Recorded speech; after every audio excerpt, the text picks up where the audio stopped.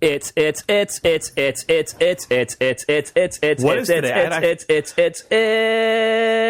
28th.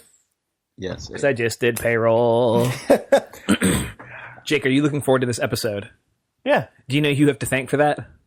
I think I have to thank Squarespace. You do, because this episode is brought to you by them. They're the all-in-one platform that makes it fast and easy to create your own professional website, portfolio, and online store. For a free trial and 10% off, visit squarespace.com/idlethumbs and enter the offer code thumbs at checkout. It's a better web starts with your website. With Jake's website? Yeah. A better web Melt starts with my website? No.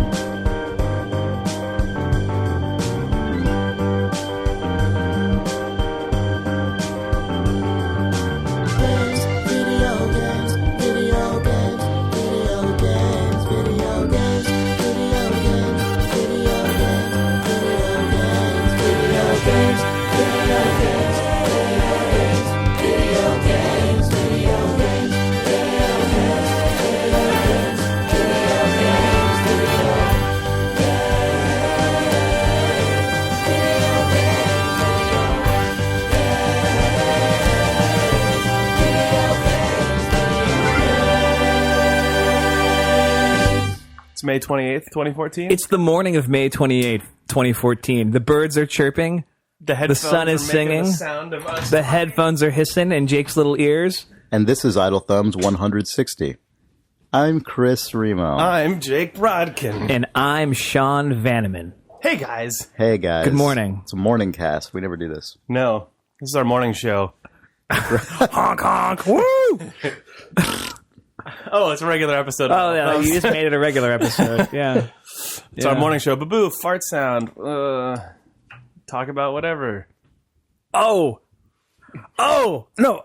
It's more of a reader mail. I got to send a tweet, and I can't remember what the headline was. Yes, I can, and it's for this podcast. So no matter what happens between here and there, I predict that tweet that I will read on the podcast, it's a link to an article, will bring us out of wherever we are and into an echelon of a good one, a high one. But you want to save that moment. We can open with it. Plot along in middle for a while first, and then jump up to this new echelon of quality.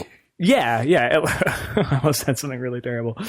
At least after the mid-roll. Got you. You guys play any Watch Dogs? No. No. I'm It so sucks about unenthusiastic this, right? that It just game now. sucks. It sucks that a game has a year lead up, and then when it comes out, every single thing I read about it just makes me not want to play it, and not in the way that like a bad movie review does. Not in the way when a movie just like tiresome. like when a right? movie Like, that's gets what I panned, feel. you're like, oh, that's a bummer. Maybe I'll still see it. Maybe there's something in there for me, and that usually is great. I actually loving a panned film. Like The Beach is a good example. Yeah. Like low tier Danny Boyle film, but I love that movie, and I remember it just got shit when it came out. But then I watched it and I was like, oh, this movie's for me. And it doesn't feel that way with games because what comes out is not like any sort of qualitative assessment. It's not that it's like an interesting. Well, it's not what comes out is like, everyone. well, it's like, this sort of GTA, blah, blah, blah, and you're going to do this, and you're going to run over people, and you're going to do this. Well, and blah, blah, I think blah. Ollie said it well, and I mean, it's not an original thought in that it applies to a million games, but he said Watch Dogs is not a bad game, except that there are 200 other games that exist that are exactly it. Right. Like, it's made well. It probably has it has some interesting stuff in it, but like, Yeah, but what's the point, right? I think you saying The Beach, like you see it and you're like, that's the movie for me. Watch Dogs is not going to be the game for you because Watch Dogs isn't the game for any person. Well, it's the game for every person, right? Yeah. It wants to be anyway. It's not, it's not the game for a person. It's the game for every person, and therefore it just has everything that a video game has in it. Maybe we should all play Watch Dogs. And I mean, honestly, like, it's not the game for every person, right? It's the game for every one of this, like, particular... I know what you're saying, but I mean, like, that's the thing that actually makes it kind of tiresome, right? Is that in reality it's the game for like this particular demographic that's like identified as people who buy AAA games, and like that's even more just predictable. It ends up just being a game for no one. I think is the like I don't know. I still haven't played any Wolfenstein, and Wolfenstein and Watch Dogs are the two things that came out. And Wolfenstein feels closer to the one where it. I actually really want to They both play have a dog like, in their name. The more it's the Good shot. They do both have a dog in the name. But yeah, well, Wolfenstein sort of any places that Wolfenstein feels like it falls off the edge are either incredibly predictable or like the reasons people wouldn't like it are because there's just a bunch of strange stuff in it. It seems like they're at least aiming for a thing. I don't know. I just miss. There's that tier of sort of like high 70s game that can be like the film that is sort of like it's middling reviews, but you play it and you're like, oh, this was like totally Alpha for me. Protocol or something. Yeah, Alpha Protocols. I mean, fucking Far Cry 2 is a good example, even though I think it got decent reviews. But like, or like the Call of Pripyat, or like the Stalker series. The Stalker series. It's just sort of like right there in like the isn't gonna like set the world on fire like a BioShock, but finds its audience and is single player and does interesting things and doesn't have this sort of like $500 million media fucking foot behind it. Watch Dogs also shat on itself just because its ad campaign, it seems like it's really similar to the Assassin's Creed one, which we might have talked about this before on the podcast, where just at the beginning, we've talked about this in terms of the Captain America movie, I think, which also might have been in terms of Watch Dogs, but how Watch Dogs marketing early on we was talked about this a lot. We're just sort of at first it's like evocative and interesting and about one idea, and then by the time the last trailer comes out, you're like, oh, that one idea is there, but it's a drop in a bucket of everything else that's all the there. ideas that are expected to be in this thing. Yeah. No What were you going to say about Wolfenstein, Chris? Oh, I was just going to say okay. So one thing I need to say is that none of us will play either of these games. So we're just doing the classic idle thumbs, just like flying around, fucking hilarious armchair critic here, but like whatever. We sit in chairs with arms now too. So these are sofas. But part of I'm not in a love seat. It's true. A settee. Part of not having played them is like being witness to the weird sort of intersecting and then opposing graphs of anticipation and kind of appreciation of these games. Like I feel like a year ago, looking at Wolfenstein and Watch Dogs, the sort of prevailing opinion was, oh man, Watch Dogs looks like it could be really interesting, especially in the context of like modern security state and, like interesting open world kind of player agency and stuff. And then like Wolfenstein, okay, well they just do this every few years, like great, cool, right? Like, but then in reality, at least among the people I've happened to interact with for whatever reason, and especially like I would say in the industry, like I've definitely felt this way. Those anticipation curves have just swapped, and like, well, and now they're no longer anticipation because the games are out. But like at this point, I hear almost nobody kind of in my sphere of awareness talking about Watch Dogs, except in kind of just like that very weary way. Whereas everyone I've run into is like, yeah, Wolfenstein is really good. Like I hit that all the time. I was meeting up with some friends last night. An ex-irrational friend of mine was in town from Boston, and like he had just invited a bunch of like game dev folks to like get drinks last night, and like everyone was just like, yeah, Wolfenstein, go figure, huh? Really good. I guess those like Riddick people know what they're doing. And it is exactly the thing that I was so I have played like a couple hours of it anyway. It's not as though I haven't played any of it, but like it does feel like the thing that I wanted, which is maybe different than the thing that you're talking about, Sean, with the like the beach kind of thing. It's maybe not that. Like the thing that Wolfenstein feels like to me is the version of just the kind of unassuming, like well-made thing, like a good like Taken. Like yes, exactly. That's the comparison. Yes, precisely. Like that kind of thing where it's like, you know what? Like this is not going to pretend to be more or less than it is. Mm-hmm. And I love movies like that too, where it's just that's what I signed up for. It didn't talk down to me. There was a couple little surprising moments in it, and I went ha a couple times. And at the end, I was what did you do? Ha. I don't know. Yeah. Like that's what you want. Like that's totally fine. That's a totally like okay thing. I like that it made you feel like 10% more like Mickey Mouse than usual.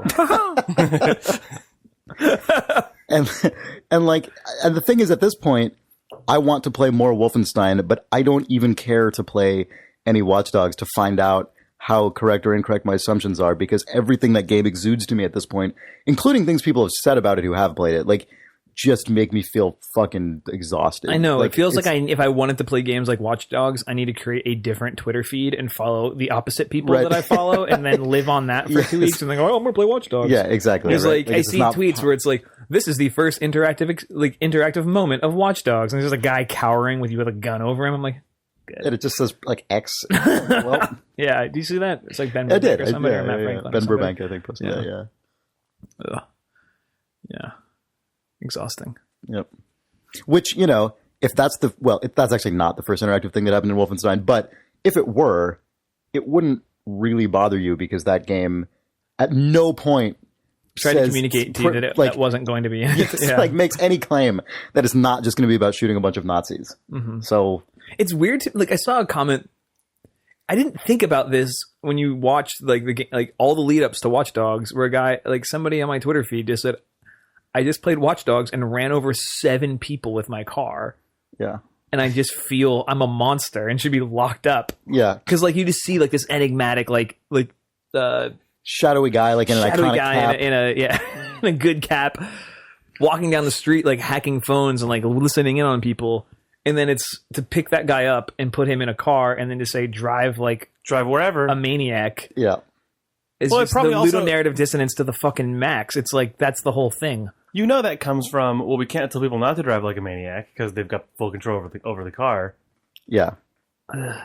But I mean, like in a filmic adaptation of that, he wouldn't run over 7 people because he would drive in a way that makes people drive out. It would all be near misses or whatever. Well, because something else would be, he would either be about the driving, which would be a tightly choreographed action scene, or the driving would just be the mise en scène for a scene about something else. Right. Which is what I loved, actually, about the opening of GTA 4. Yeah, that's exactly what I was thinking when you said that. Yep. Because, like, I didn't run over any people in that. I think they might have also had the streets emptied for that opening, but it was like the middle of the night, so I don't think there was many people around. But I mean, that's kind of... It's still just good design, Yeah, that's part of it. Like, if you want to make a character in a car, and it's a game about a character who like, in all likelihood, is not going to run a ton of people over, you have to do something to mitigate that. Like, obviously... the whole story could take a turn, and it could be him just hiding out from everyone because he ran 7 people over.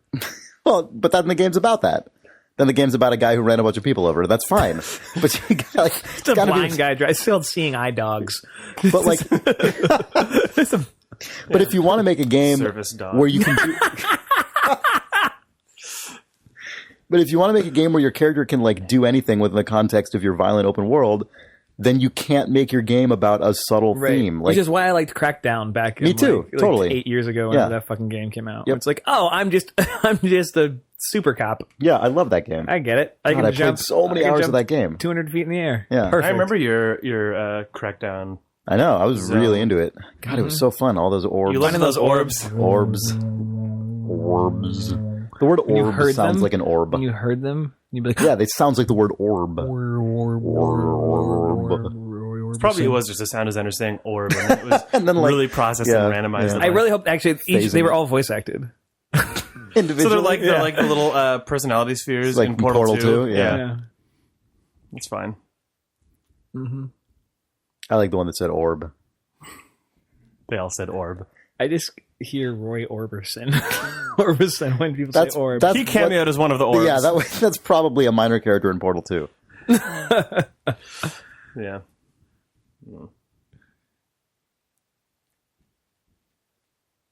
It's always great when these big games come out, though, because I'm reminded of things like Uplay that exist. I'm like, oh yeah. Also, apparently, another thing that's making me not enthusiastic to play Watch Dogs. Apparently, like, a lot of people just can't play it because they can't log into Uplay.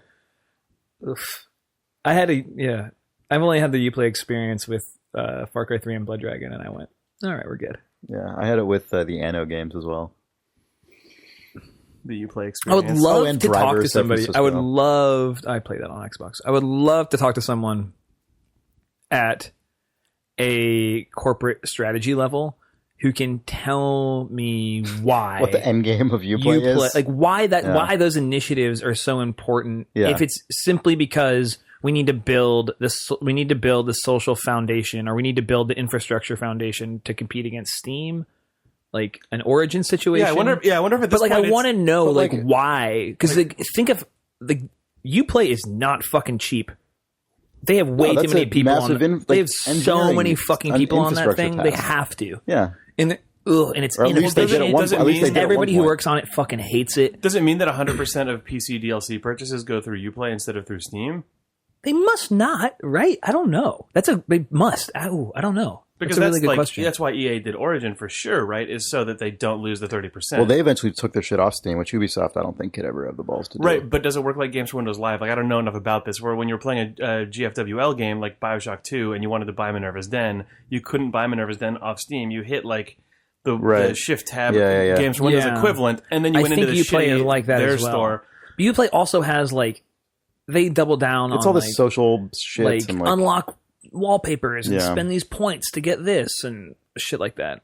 That feels like that might just be the pill they gave themselves internally to make it feel like it was cool and fun. So you can buy Watch Dogs DLC on Steam. I'm looking right now. You can buy the season pass for $20. Yeah. So at this point, is it just like momentum? Is Uplay just like the flaming husk of a car that the guy still just has his foot on the gas pedal as it's just like on I don't know. fire It just going down the feels like freeway? it's like Well, I remember. I don't know. It's like having a pool in a rich neighborhood. You just kind of fucking have to have one. And also once you do launch that, I remember you eventually got to move out of your house because you can't bring yourself to fire your pool staff because your pool will be shittier right, exactly. than your neighbor's pool. Yes, no, that's exactly it. Like I remember talking to Microsoft, game studios executives when they were still pushing with Games for Windows Live, and I remember even after the point where it was clear that there was little to no remaining goodwill for Games for Windows Live, and nobody liked it, and it wasn't working very well. Every time I would meet with them, they would still say things like, no, the next update, gamers are really going to love this. We're really learned from all the feedback we've been getting, and like this next version of Games for Windows Live. People did love the next version because it was closing it.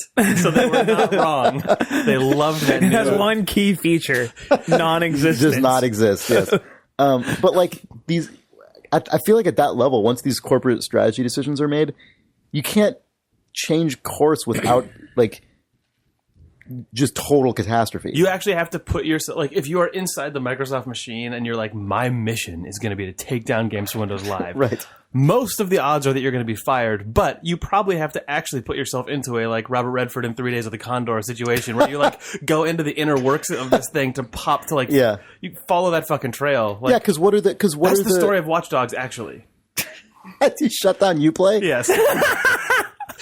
I like that would sound like that would be totally brand appropriate alongside Assassin's Creed. I was going to say Assassin's Creed 4. It reveals that Watch Dogs what and if all Assassin's Creed are the Ubisoft same games take place in the same shared universe? In the Ubiverse? Yeah, that's fine. Oh, so, man. you know, here's the problem with this. Why is Uplay not called the Ubiverse? I don't know. But when we talked about all this stuff for Assassin's Creed 4, and we just started postulating all this dumb shit because in high concept stuff like this, the first idea that you have is the idea that someone else obviously has also had. People just told us that all that stuff that we predicted was basically in Assassin's Creed 4 in some form or another. So odds are high that someone's now rolling their eyes because the end of Watch Dogs actually reveals that it's in Assassin's Creed. Also, speaking of Ubiverse or things relating to that word, I think maybe also Ben Burbank, I can't remember, maybe it was Matt Franklin, but someone who we know posted a screenshot of being unable to play Watch Dogs because they couldn't log into Uplay, and they were stuck in what is just called like the Uplay Lounge, which is basically just a shitty window with just Uplay Lounge in a script font. Does it have a MIDI file associated with it? Well, it was a screenshot, so I don't know. But the thing that was hilarious to me is that underneath it had the little subhead, a Ubisoft experience. And like the usage of a rather than an was, I guess that's how they want you to say Ubisoft. They want you to say Ubisoft. Oh yeah, Ubisoft. A Ubisoft experience. Because Ubisoft is short for Ubiquitous Software. I know, but that's still... Oh my god! Really? Yeah, I was at a Ubi press event once, and they're like, "Oh yeah, we're Ubisoft. Ubisoft, short for Ubiquitous Software." Da, da, da, da. Anyway, we're here to show you the new Prince of Persia. I like that makes me like the company 10 million times more. That they're actually Ubiquitous Software. Yeah. Ubiquitous Software goes back to like Ubiquitous Bethesda. Software is a more you play with malevolent corporation in a sci-fi novel. Yeah. Delicious. It's going to be taken down. Watch Dogs from the Ubiquitous Software Corporation. No, that's somebody else. Never mind. that's probably the grand scheme of the like Watch Dogs, Assassin's Creed pyramid, is that it is going to be about eventually the Ubiquitous Software Corporation shows up in all of these different companies. That would be perfectly fine. One man tried generations ago. It cuts to the Prince of Persia fighting the like Grand Vizier, who like he barely escapes, and his son starts. God, the Grand Vizier probably has that weird like circular weird Ubisoft logo like engraved top on of his his staff. like fucking opal or something. Their operations reach to the darkest probably cabals of Africa. That's probably the same cuts a Far symbol Cry on 2 the guy. like Pope staff apple thing from Right. Assassin's Creed 2. Yeah, they've hired Dan Brown to manage their cross synergy, continuity, and lore. Yeah. I'd probably be okay with this. If this were revealed as a 20-year long game, there's no way that it's like not an improvement. You know what I mean? There's no way it's a downgrade if that is the end game. Like it's at least a lateral move from whatever could have been. Yeah. Well, because there's nothing. Because it's right. That's what I'm saying. Nothing. Yeah. So. Well, they have that From story boot, Uplay. like that like story like. You could see this being. Don't they have that? What's the name of that thing? Like, oh right, they have that like story cabal or whatever. It's not a cabal. It's more like like a story group, like a task force. Yeah, That's the way I would describe it. Their strike team. Task force, narrative strike team. I don't quite know how called Rayman Alice or or Beyond Good and whatever. Evil fit into Alice. this, but they probably do. It's called Alice. Ubisoft has like a narrative group that, Of course, it's called Alice. Okay, yeah. Are you familiar with the story, Alice?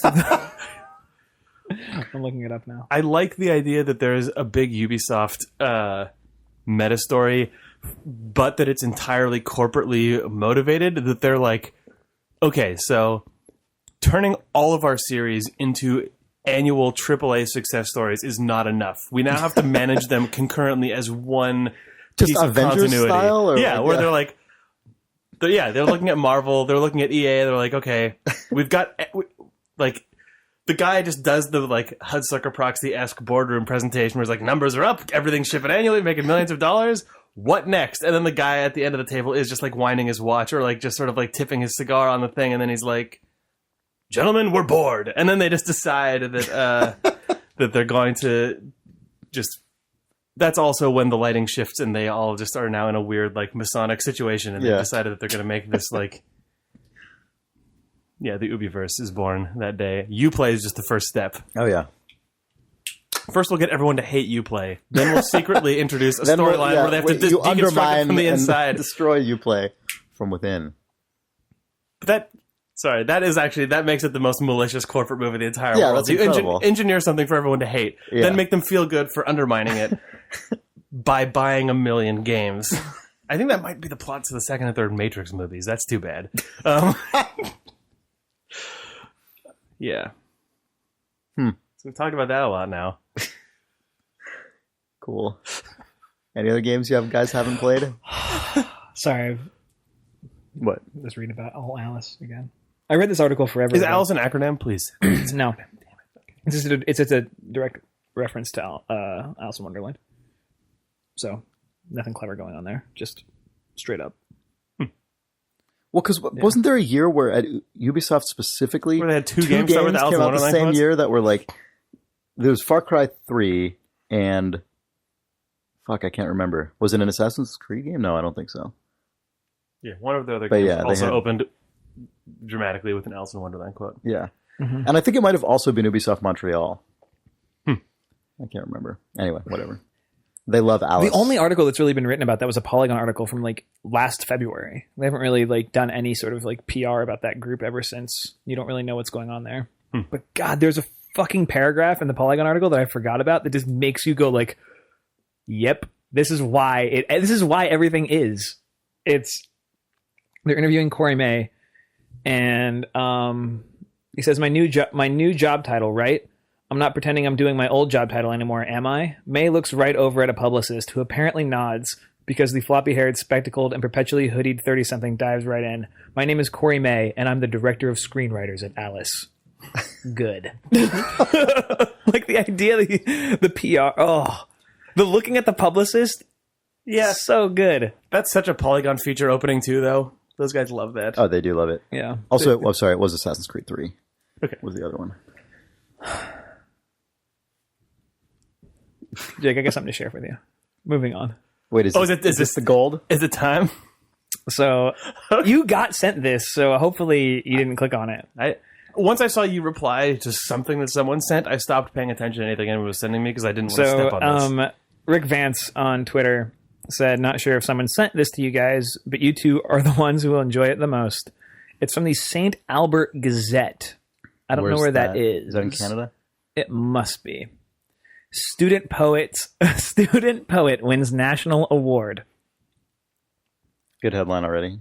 Ode to Waluigi feats nefarious Nintendo character. A poem about a dastardly Nintendo... Now I haven't read any more. I read that and went, nope, podcast. Okay, that's fine. A poem about a dastardly Nintendo villain has helped a local writer win a national writing contest. Sam Daly, a grade 4 student at Leo Nickerson Elementary, was named one of the 9 winners Wednesday of the 2012 Book Week Writing Contest.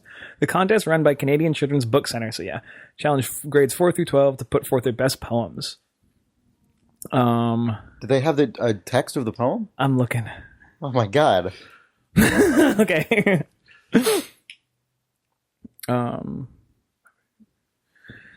Daly's entry, an oddly Shakespearean ode to the video game character Waluigi, beat out hundreds of others to place first in the grade 4 category.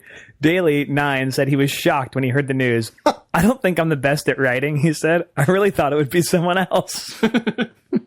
I love this kid. Waluigi is a character from Nintendo's Mario Brothers series of video games. One word. Which star the heroic plumbers Mario and Luigi. An evil counterpart to Luigi, Waluigi is a nefarious trickster and can be recognized by his purple clothes, wicked mustache, and the inverted L on his hat. Where's that poem? Oh my god, I'm looking. Okay, Daly said he thought it would be fun to write an old-time poem on a modern subject, since his class has been studying odes at the time. I think Waluigi is cool because he's really smart, he's tricky, and he's actually pretty fast. He's actually pretty fast.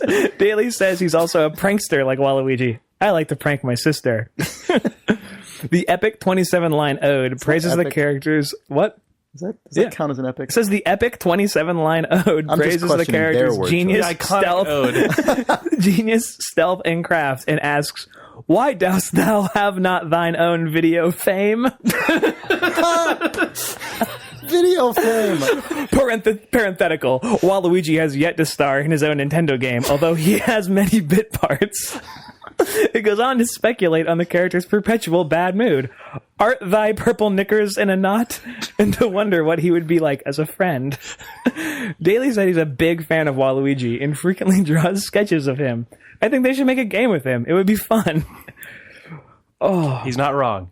Judge Cheryl McFarlane, author of such works as A Pod of Orcas, praised Daly's work for making a hero out of an oft-ignored secondary character, something all of us feel like sometimes. Oh, they don't have the actual wording of the poem. No, the winning entries can be found at bookweek.ca. One moment. After the jump. Where the heck is Ode to Waluigi? That was our Nintendo Waluigi loading music. Mm-hmm. God, that whole thing is incredible. Are you looking at the article? Yeah, I was looking at it. I'm trying to find the text of the poem, but it's really hard. Are you on that website? No. Oh. I was trying to just search for one of the lines, but it's not. It's just getting me a bunch of like Tumblr blogs without specific permalink information. So you can, yeah, that makes sense. Well, maybe we'll look for it during the break and come back with it. That's probably the best way to go. Yeah, you're right. You want to just take a break now? Yeah. Take a break. Video games. We would like to thank our sponsor, Squarespace, the all-in-one platform that makes it fast and easy to create your own professional website, portfolio, and online store. For a free trial and 10% off, visit squarespace.com/idlethumbs and enter the offer code thumbs at checkout.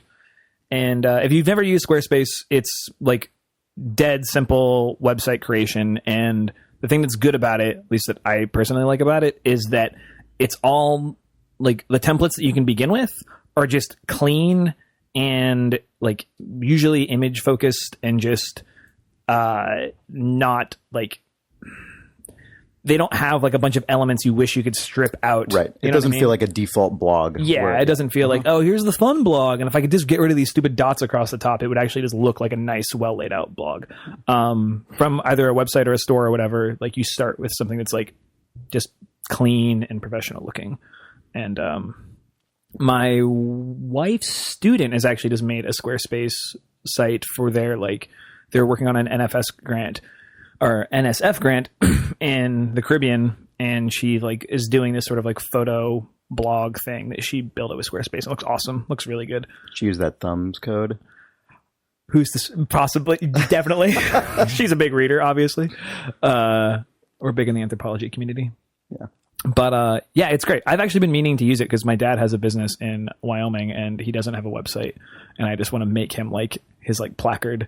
Right. Just is like on the internet that this has his name and his contact info and stuff like that. So I've been meaning to do it. And you want to hang his virtual shingle?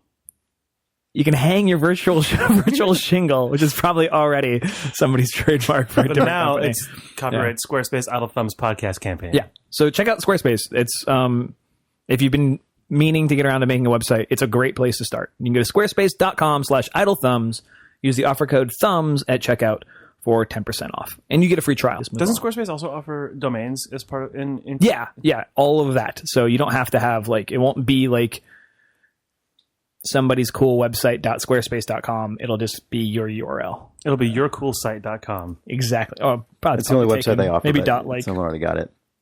Also, lords.management exists now, but that's a different. It's off topic. Video games.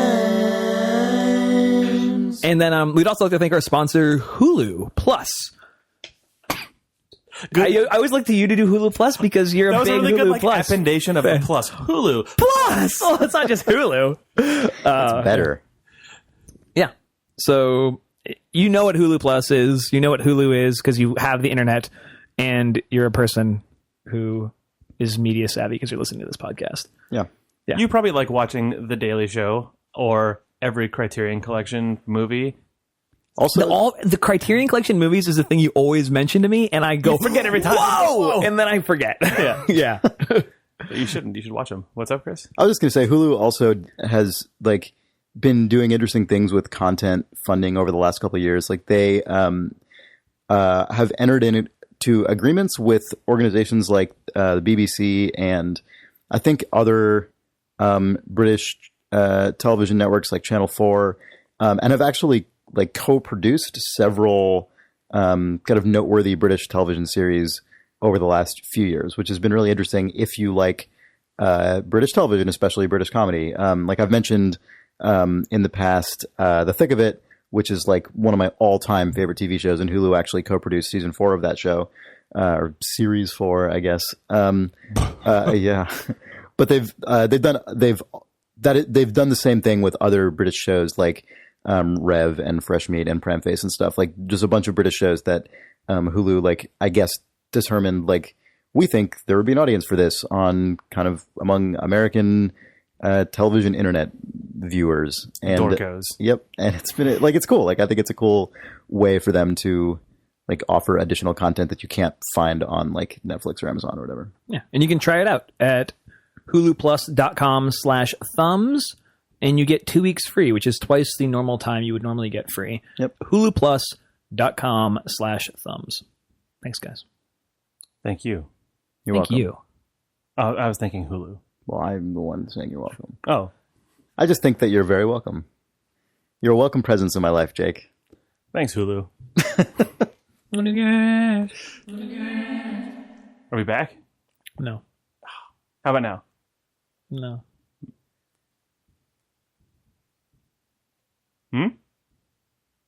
Yeah. Okay. Yeah, I'm back. Okay. Yeah, okay. Want to do some reader mail? Oh, wait, no, got to read that poem.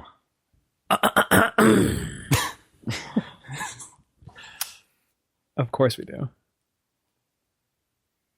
This is a poem you wrote in 4th grade? I fucking wish. I wish I had Waluigi when I was in 4th grade. Sam Daly of Canada. I don't know where. Ode to Waluigi.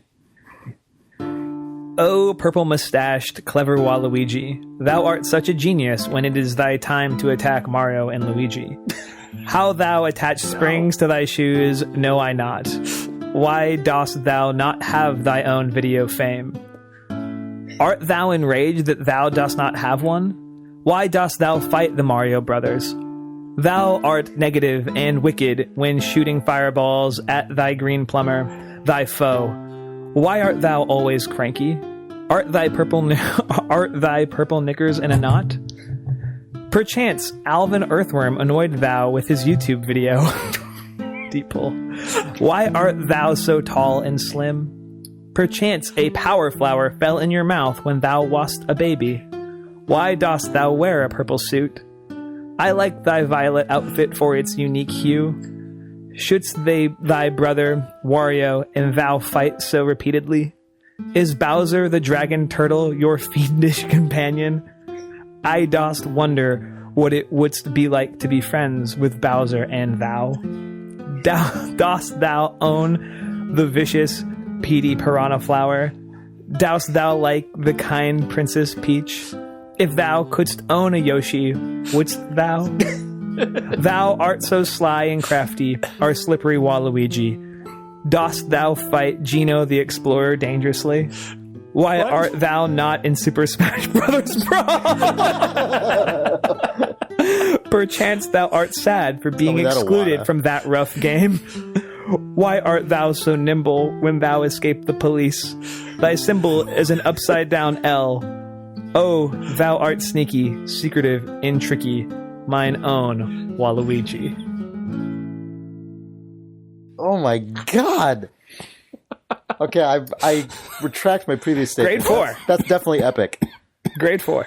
I don't know why I 9 or 10 years old.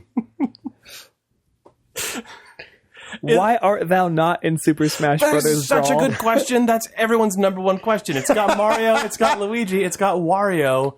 What the fuck? That's Perchance everyone's thou art number sad. one question. Also, number one party star. That's everyone's number one. The question, whatever. It's read in any of those voices. I'm sad that it didn't make reference to his status in the party star rankings, or whether or not he's going to win. But that's okay. I think we all know he's going to win. I think he has won. Waluigi ascended. Yeah, that's no ode to Mario. That's no ode to Luigi. Not It's even so- an ode to Wario, man. No. That YouTube deep pull is weird. Also, What was that? No one knows. I don't know. We'll Google it. Anyway. The youths know. The Canadian youths. Yeah, you have to understand that kid is 20 years younger than us. Man. Kid won a national poetry competition. Hey, man. I think it's fair to say that Waluigi also won that poetry competition in spirit. Yeah. In the photo of him accepting the award, somewhere on Tumblr, there's a little like Jedi ghost Waluigi Like, standing behind him with his uh-huh. hand on his shoulder, also winning that award. When Nintendo announces the year of Waluigi, they better fly that kid to fucking Japan and put him on Him stage. just in a huge full baseball arena. But floating above the arena in like a Waluigi like balloon. Right. Like a hot air balloon with a Waluigi head. Yeah. Yeah. Well, That poem with the huge stadium reverb and yeah. Kid goes up to the microphone. Konnichiwa. Clears his little voice. Yeah. An ode. Waluigi. To Luigi.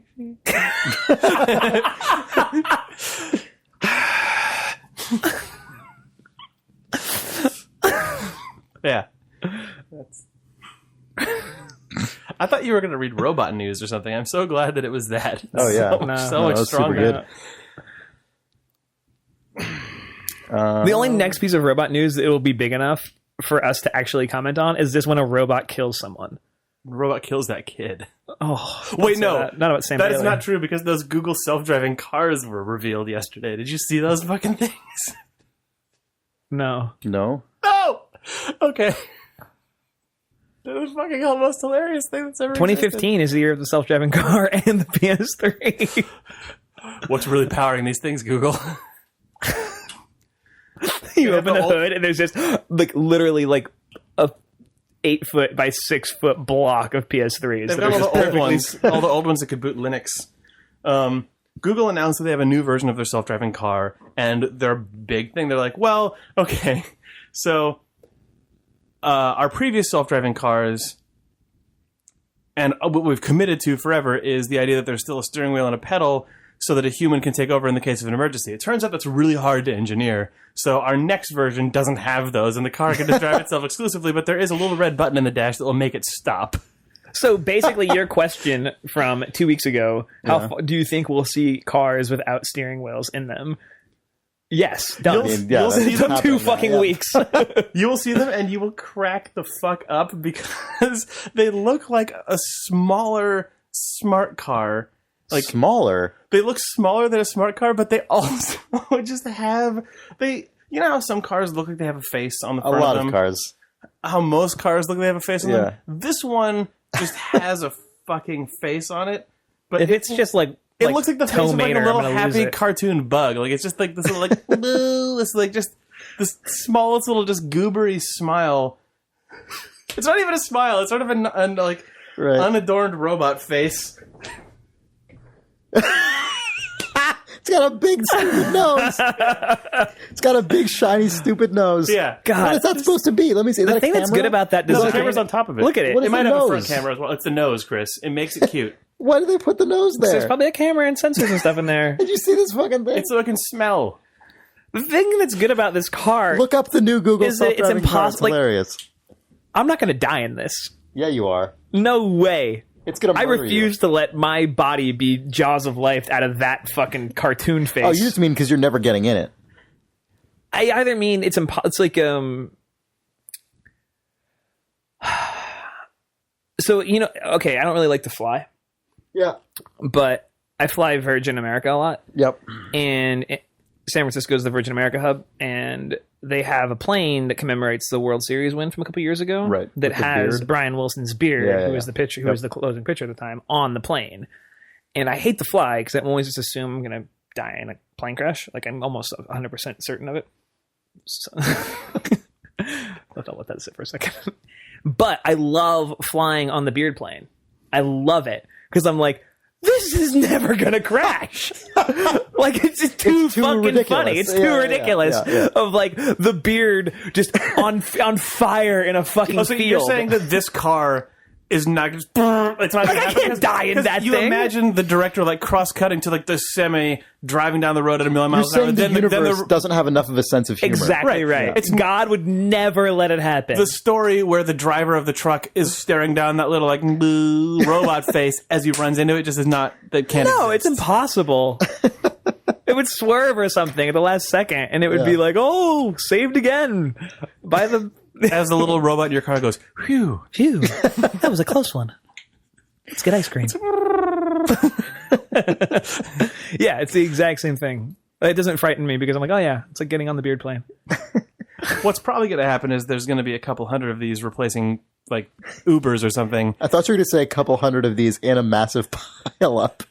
Oh no, yeah, but then they would also go no and just like sort of just The like one thing bumper car into each other. does freak me out friend- about them is, I mean, I don't know enough about them. I would but want to play chicken against them. My friend built a drone that has like a bunch of computers making it flyable, and we flew it and it was awesome. It's just a quadcopter drone, but it has a GPS sort of stabilization thing, so like you can like put it up in the air and it'll just like kick it. It'll adjust to wind. It knows exactly where it is on the earth, and makes it actually like very easy to fly, like in a very like minute way, because it has its own stabilization. It goes, I know exactly where I am on the earth, and I'm not going to move from this spot. I'm this high up, and this is where I am. But we were flying it, and all of a sudden, it got north and south confused because of a bug, and it just went bow, and just flew away. Like, but at like not parallel with the earth, at like as fast as it could go.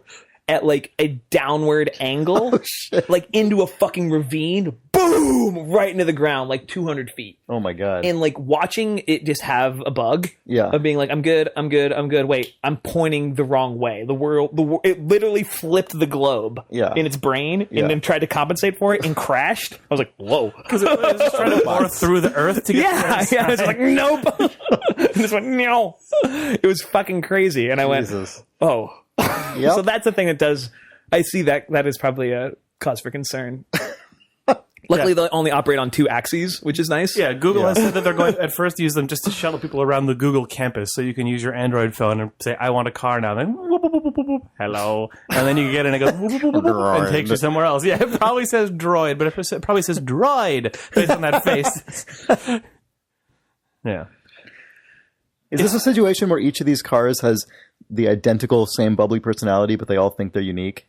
I hope so. Aw, And then they come That to- always makes me real sad for some reason. I don't like it. Yeah, that plot. That always drives me nuts. Yeah, Yeah. Just give them different personalities. it's hard. It's expensive. Personalities ain't cheap. Eh. I'm the angry car. I'm the surly car. It's not just cars. Yeah. Well, we're fucking walking right down that path. Look at that thing. That doesn't look like Owen Wilson. If that little like sensor nose on it had like a weird break in it, it just looked like Owen Wilson. That car. You could do that. Yeah. Done. It can happen. One of them is going to be that. Limited edition Owen Wilson. Yeah, Owen Wilson's face on the car. It's already halfway there. Let's do some reader mail. Yes. Brought to you by you, the readers. If you have questions for us or interesting things to talk about, please write us at questions@idlethumbs.net Yeah, on your computer. do that. Or telephone. Or from the dash of your self-driving car. James Henderson writes, "Hey Thumbs, Hey, James. short-time listener, first-time emailer, working my way through the back catalog. Okay. I was Oh, sitting enjoy. at work listening Some to real video treats in game there. music-related albums on Spotify, and a recurring thing I noticed is that it's most on these cover albums. There's mostly older stuff from pre-PS1 with a token Final Fantasy VII track, and almost nothing from the current era.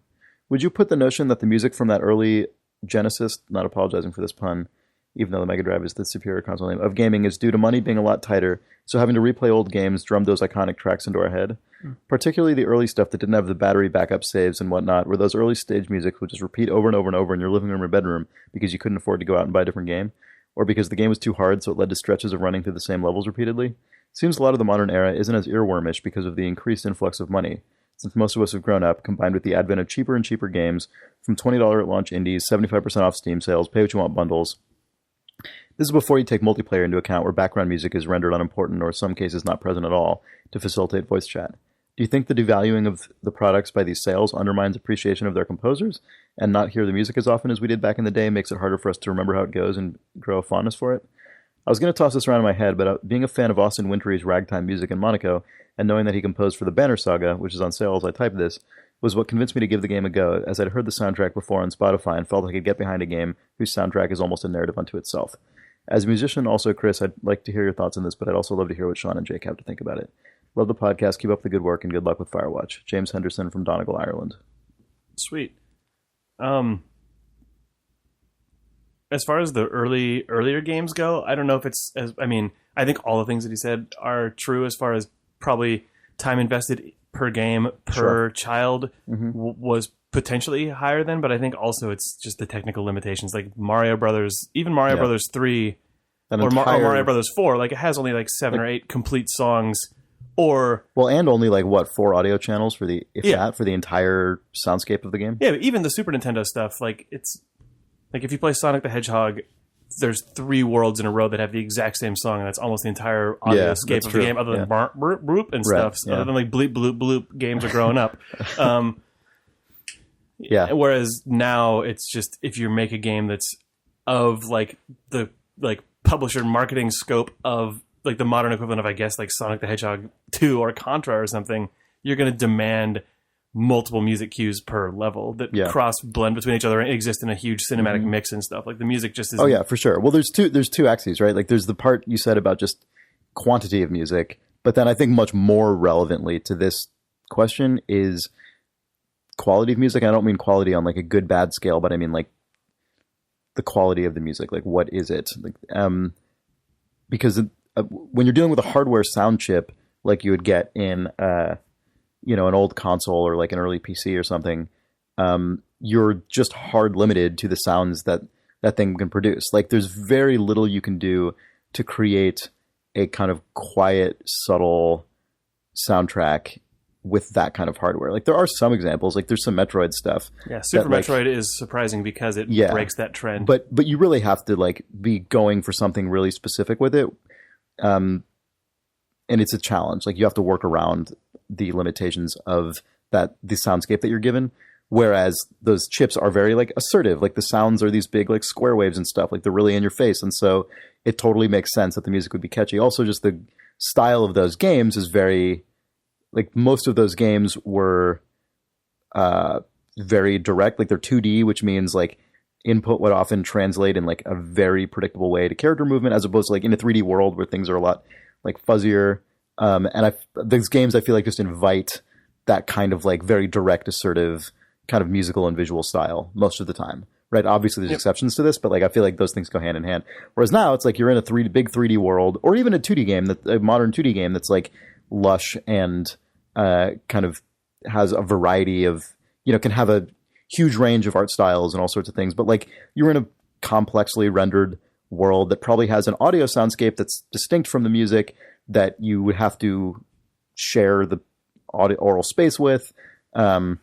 There might be dialogue also, like, there's all kinds of other elements of the sound that so the like looping score is not doing all that work, like it's sharing the oral space with all this other stuff. And also like resolution's higher, which means individual objects on the screen don't take up as much space, which means you're fitting more visual information in, which means the soundscape has to represent like a greater variety of things on the screen instead of just being this kind of like abstract tone setting.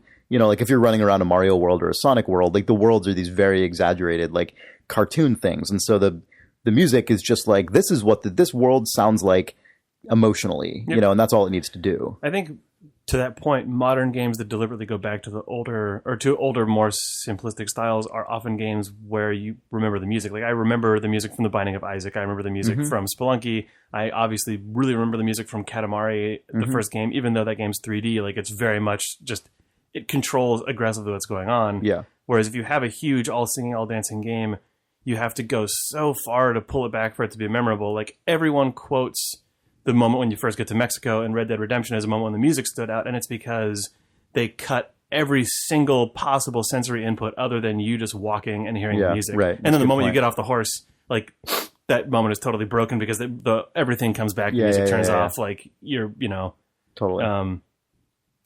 It's I think. Yeah, I mean, and games play with that stuff sometimes. Like I remember really noticing the interactive like combat music in BioShock Infinite because I feel like they did a really good job of highlighting it and bringing it in a really kind of well mixed way. Like the audio mixing in that game actually across the board I thought was just really excellent. And like putting kind of oral highlights on stuff that they wanted to like have kind of pop. And like, the flip side of that is in that game, also you end up hearing that music so often because combat occurs so frequently that it kind of dulls the impact a little bit. But like it is, as you say, like with Red Dead or like it is totally possible even in a big kind of full service AAA game to pick moments where you're going to, you have to choose at this point, like in older games, you didn't have to make the choice to pull back to hear the music because the music was just one of the three things the hardware could do. So you did it. But like in Transistor, Supergiant obviously decided at certain points in the game they were going to hugely pull everything. Like the world art goes away, everything goes away other than just iconic representation of the space when you're in the hacking mode and the like solo singer. Did we talk about the music last week at all in that game? I'm not sure. So. I don't know how. God, it's so good. It makes me so like, it just like as a composer, like it just makes me want to work on something like that, right? Where like the music is like fully synthesized into the game world and like the modal states of the game affect how the music is mixed. Yeah, and like, another example so of that cool. where so good. The game is Portal 2 where it feels like they realized there's a very specific number of things that can happen in this game. Basically, you are inside of a space, you have a portal gun, you can use the portal gun to manipulate objects, and GLaDOS or Wheatley, like one character, can talk to you. Or you can fly through. You're interacting with the portals, but like because you're in this space where they can control which things they care and don't care about, one of the things they really decided to care about was the music. And I feel like the music in Portal 2 is super memorable. It's really responsive to you, but even when it's not being responsive, there's so many places in that game where you're just observing insane machinery going on, but the music is like the thing that sort of is driving your feeling of the pacing of that scene, or you're alone in an empty sort of abandoned room and you just kind of hear the echoes of weird synthesized robot sounds that kind Oh of yeah, have totally. a melody Like, to them or something. One cool thing about Portal 2 that definitely feels like one of the interesting tools at your advantage in like a modern high fidelity 3D game with like the ability to like position sounds in space, is that you can kind of blur the line between what is score, like what is kind of non-diegetic score and what is like diegetic kind of sound design, because the turrets in that game like emit tones, and the tones over, like there are parts in that game where those tones being emitted, or wait, is it the turrets or is it the lasers? I think it might be It's the lasers. laser emitters. Yes, the laser emitters emit tones, and like depending on where you are standing in relation to the placement of these laser emitters in the world, like it creates a musical soundscape by the overlapping, like these overlapping attenuated tones. Yeah. And like that stuff is positioned in 3D space, but it has the effect that music does of having harmony, like having, composed harmony. It's a really cool combination of like two audio concepts that feels really at home in that world, because it is so synthetic and, constructed. And I like how, Transistor has music that's interactive because of your core gameplay actions all over the course of it. But I liked that they went as far as giving you the trigger you can press that deliberately. Oh, that was so good. You can press a button in Transistor that a spotlight comes down on your character who's a sing nightclub to singer, yourself. and she'll just start singing a melody line over the top of whatever music is playing, but everything literally falls away except for the music and your character in those moments, and it's fucking crazy. It's so good. As far as I can tell, that has no other like gameplay function. It means nothing mechanically, but it was just sort of like, but if you've been enjoying the way that all these things go over the course of the game, you can just do it whenever you want by hitting a button, and it's I love it. Ugh. Good music in that game. Amazing. Yep. Cool. Thank you for I don't sending know that if we question. answered that person's question or not. But that's I don't know. We talked about it and then other stuff. Michael de Selencourt writes, "Hey Thumbs, Vlambeer is Dutch and means flame bear. Vlam is pronounced close to flam, and beer is pronounced bear. So it's pronounced flambeer, which is easy to remember since it means flame bear. Love the show. Longtime fan, Mike." Can we just call them Flame Bear from now on? I think that's Fine with me. more like Flambeer. It is more like that. Let's see. I guess that makes sense given their logo is a bear that's on fire. Oh yeah, I always forget that. How could you forget now? I can't now. Tegan Robichaux writes, "I don't usually read emails." Okay, well, she didn't write this part. I'm editorializing. I don't usually read emails like this, but I thought this was particularly well done. Dear Chris, you're so dreamy. Tegan Robichaux writes, "Dear Chris, Nick, Jake, Sean, this letter is a haiku. Please say the wizard." Thought that was good. It was good. I approved of it. Yeah, that was nice. Thanks, Tegan. What else do we have here? Anthony Rogers says, "Merch idea hats. I think an official Idle Thumbs iconic cap would be tremendous." You guys did ask for merch ideas. What would the Think about it. What would the Idle Thumbs iconic cap be? I don't know. Probably just like a blue baseball cap. The hard thing about Idle Thumbs merch is I selfishly am always like, what would I want to wear? You don't want to wear That's a Nick good Brecken's first iconic draft. cap. That's a good first instinct though. Yeah, and I'm always like, look kind of like a LA Dodgers hat. But what if it was that without the LA on it? License the LA. God, we should just somehow get an MLB. Sean Vanaman's iconic cap. We just Dodgers hat. We just buy some wholesale Dodgers hats and sell them from our store. I think we have to be like a registered MLB. They're a fucking situation. So many stores sell baseball hats? the shitty kiosk at on 4th Avenue, New York. Is Those are licensed? knockoffs. Those are those are. I thought they were just pirated. resellers who could sell to stores like that. We'll see. We got to look into this so we could sell Sean Vanaman's iconic cap. Jake Rodkin's iconic cap already exists. It's nothing. Oh, really? It's skin cancer. Oh my God! Jesus. Mary and Joseph. If you're bald and you I walk can't talk around about outside hats enough. with you Why? because I've loaned you one too many hats in my life. Sean Vanaman's true iconic hat I lost, and it was a nice wacky Wyoming hat. This old man. Oh, no. When I was a senior in high school, this old guy around town used to come into the store that I worked in. Was like, "Hey, I got this hat, and I thought you'd like it." And it's an amazing it's like goldenrod yellow with brown stripes. Oh, I remember and this. And it has the steamboat, the bucking bronco on the top of it. And it's this, and it says Cody in this 80s font across the front. And it was just the greatest hat ever. And then Jake was going... I wore it out to Point Reyes one day, then I lost it on the way to the parking lot. Oh, no. Yeah, and it's gone forever. I was so sad. Wait, sometimes I like Google image search looking for that hat to just be like, oh, does it exist? I've looked all over the place to try and buy you one. No, they don't exist. Like, it was like clearly like sold at like a gift shop in the 80s in my town. Someone in that state manufactured them, sold them in that store. The end. It did not go anywhere else. Yeah. I look every now and then, about once a year. I look for that hat. You go up to Point Reyes? I should at least find the photo on the internet. I should at least find the photo of you wearing it so I can. I think I was with you that day. Yeah. Yeah.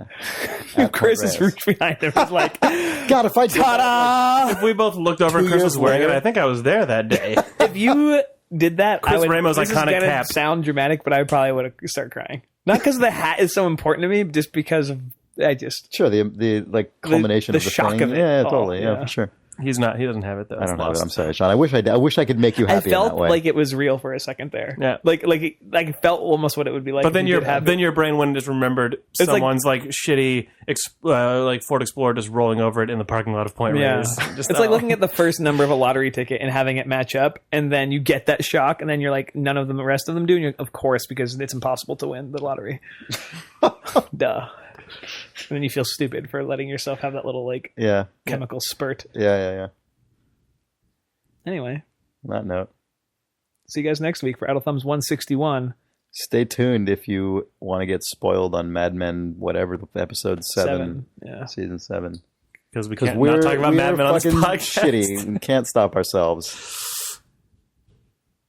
I got zero negative comments last time I talked about Mad Men. We got a couple. There are a couple groans. When's that going to become its own spin-off podcast? A 7-episode miniseries discussing the final 7 episodes of Mad Men. Oh, speaking of which, maybe tomorrow you want to do the book club? It's still May. There's still time. I got to do it tomorrow because I'm out Friday. Okay, I'll do it tomorrow. Sun also rises. All right. Goodbye forever. Until we talk about Mad Men in 3 seconds. Fucking Mad Men. Yeah. So good. I think I liked all things in this episode 100% across the board. It was one of my favorite episodes of that show. Episode. It was magnificent. I mean, and I knew it was going to be when I saw it was written by Weiner Weiner and then directed by Weiner. Yeah. I was like, fuck, here it is. Here it is. Like, I just knew. Ugh. I hate it. I hate it. I hate how confident and perfect it is. It drives me nuts. It drives me crazy. But I love it. Go ahead. You're making the gaga face. This is really good analysis. I don't know entirely where the rest of the show is going to go, but I don't really care about that. That's not what I wanted to talk about, but just it's... Well, it is a little bit. I kind of think they could have ended the show with a lot of the stuff that they have going on right now. I mean, you can't really, but the way that everyone's plot arc intersects the landing on the moon is out of control. The place that everyone ends up is good, and I don't know. It just this season has been so potent in 7 episodes. Like the way that it's defining and sort of aligning everyone's trajectories in a way that actually feels like they're going to end in a place that has meaning and justifies so much of the like show that you've been watching, or not justifies, but incorporates. Yeah, I don't know. It's a show that is completely driven by the desires of the characters, and that's amazing to me. Like whenever the show doesn't do that, where it just sort of like throws you a curveball and the character does something kind of stupid or like for entertainment value or for like to wrap up a plot point, that's when the show is weak. But that's when all shows are weak. And most shows don't have the other stuff that Mad Men has, which is just characters behaving the way that they should behave because that's the way they've been for years. And then all those things just come to these like beautiful crescendos. It kills me. Like every character in this episode, from like Joan and Roger and Harry, everyone is just so like motivated by all their baggage. It's perfect. I wanted to know, Chris, what do you think about the way that it feels like they're sort of taking Dawn on this kind of personally redemptive arc? Is it going to bother you at all? I mean, it might, depending on where it ends. Like, I feel like it would be not very satisfying or well earned if he were to like engage on this 6.5 series long kind of death spiral and then come out the other end just being like, anyway, I'm your pal who like writes some slogans for you. And everyone, you know what I mean? Like, but I don't think that's what's, I don't think that's, I feel like he's going to come out the other end. Sure. But if it's as tidy as it was in this episode, I love this episode. I'm not, this is not the show's not done yet. So this is not my like, this is not a judgment. This is, but like, well, there's now 7 weeks after this for him to overshoot past this trajectory into something that is a different kind of, interesting. Yeah. Yep. I mean, it's not worth really speculating much about that at this point, but like, yeah, I feel like I trust. He's going to put a machine gun in the trunk of his car that kills every bad guy. Right. I know. He's going to make a Nazi killing robot that comes out of his car. He's going to one-up Walter White with a Nazi killing robot. That's what it was. I guess that's true. I guess he was killing neo-Nazis. Yes. Anyway, spoilers. Spoilers, sorry. The end of a show. I love like the massive like spectrum of Don's personal life satisfaction. Like how confident in sort of like knowing he is about what he wants in a second, and then how utterly lost he is as well. Right, and which I think is how it's so much. And I think that's how humans are generally. He's just such a like he just as a person occupies so much of the space in a room that it's like that has an outsized effect on the people around him. You know what I mean? But I think that's how people are, right? I think people have moments of really significant self-awareness and especially awareness of what's going on with others. Like, right. That's often easier than knowing what's going on inside ourselves. Like truly, but like his lapses in that are, it's like when you're driving, 80 on the highway and like the tiniest turn on the steering wheel, like that's a huge swerve, right? That's like what it feels like when he like has those lapses. The potential knock-on effect is massive. Jon Hamm's face when he's overwhelmed with emotion as Don Draper. I know the end of that episode is that was some of the best, fucking incredible. Yeah, you could stare at it for hours. Yeah. Like it's just amazing. There's so much going on. I can't believe it. Yeah, I wonder how much of that, like that ending scene, the incredible fucking Robert scene? Morse, like soft shoe, like we're talking. Yeah, I guess if you're listening to this, you saw the episode, or you're nuts. Yeah. What was I going to say? Oh yeah, like I wonder how much just footage Weiner just shot of Jon Hamm, just like looking into the camera, registering every emotion, like because the editing on that obviously is like a big part of it too. Yeah, I just wonder. I also am so fascinated to know how that was shot. Yeah, like. Because like you mean like was he watching that performance? Yeah, but because the performance was so that performance on stage could not be anywhere nearly as magical as it is in the film. Because there's just everyone's feet are clomping around the floor of that thing has got to just be hollow and on shitty springs and stuff. Like there's no way that like that's such a like the whole world just drops away for Don Draper, but that it was like and you're welcome, reader. Like you're fucking welcome, like, reader. That's I imagine the actual like. Well, I mean, acting is acting, but like I just wonder how they actually shot it. Yeah. They made like reality. They altered reality twice in this episode, and I thought both times one was subtle and like I thought was just fucking outstanding. What are you talking about? Is when right before Peggy delivers the Burger Chef pitch. It starts really high in the room, staring at sort of like the drop ceiling. And drop ceilings are also featured twice in this episode, which is fucking weird. And the camera comes slowly down, and there's sort of like this like really low silence, like this sort of like bassy like room tone. And then as the back of Peggy's head comes into focus, the first thing, the noise that disrupts that is her coughing. She goes like and turns her head and coughs. And then the camera slowly pans across all these white guys, like in slow motion. Oh yeah, that was a fantastic moment. And then the sound comes rushing in as they cut back to Peggy, and she starts. And I thought like that it's interesting in this show when the directing jumps into other characters' heads. You kind of get used to it with Don a little bit, whether it's he's imagining something or he has the only time they ever really or flashbacks or whatever have all been through Don's perspective. But yeah, and then also the Robert Morse, is that the actor? His performance for that last musical section, not just the singing and dancing, whatever, was just impeccable. As far as a write-off of a show goes, when off camera you hear him say "Don, my boy," it was so disruptive. It was so like it was perfect. I loved it. Pitch perfect, every single thing. Lovely. The thing in this episode that actually struck me the most, that actually it was hard for me to watch, was Sally Draper during the moon landing. Oh, that was great, I thought. Where she just bites off that guy's attitude because she's into him. Oh, you mean where he's like, $25 billion. Just like, it's just a waste. And then the first thing she says on the phone. Like, she's so excited about it. Her dad calls her to like share this moment with her. And then she just recapitulates the thing that the boy that she likes says. Like, she's trying his identity on for size. Right. Yep. Realizes that it doesn't fit. Yeah. Well, because Don tells her it doesn't fit too. But I mean, it's not just because he says that. I mean, I think the words come out of her mouth. Yeah, I think as soon as she says it, she realizes what she's doing. No matter, or even if it's not that he doesn't.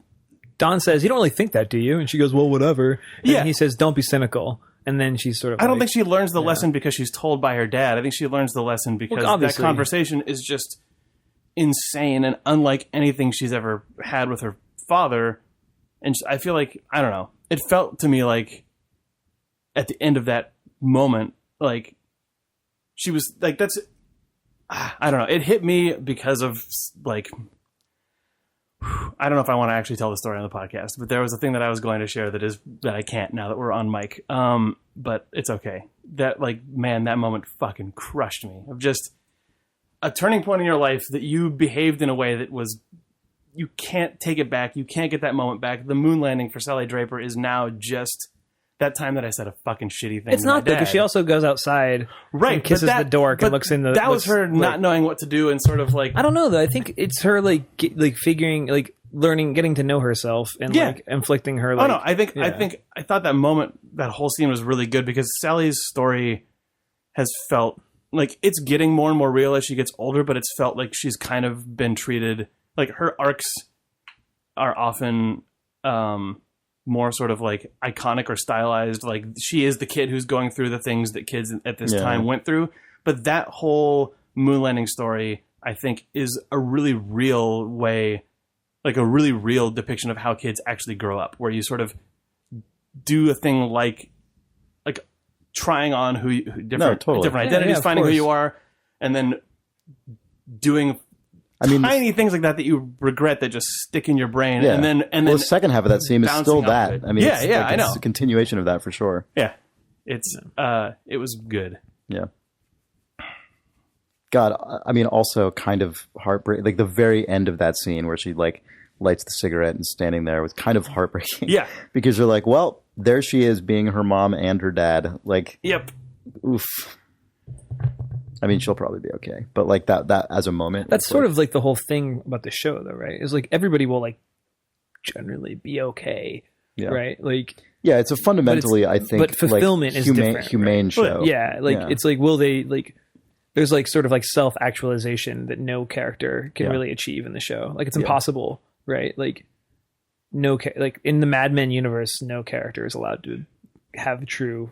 Right. Self-actualization. But you'll continue to exist, except for like Kinsey, who like went and became a Hare Krishna. You know, like it's always, you know, and I think that's really amazing that that's sort of like this through line through the whole thing. I just love this episode so much because it was about cynicism and hope, and it was about like optimism and moving in the future and change, and for sure, it was awesome. I love it. Yeah. Thanks for joining us. Yeah. Can you just find some shitty Lute music?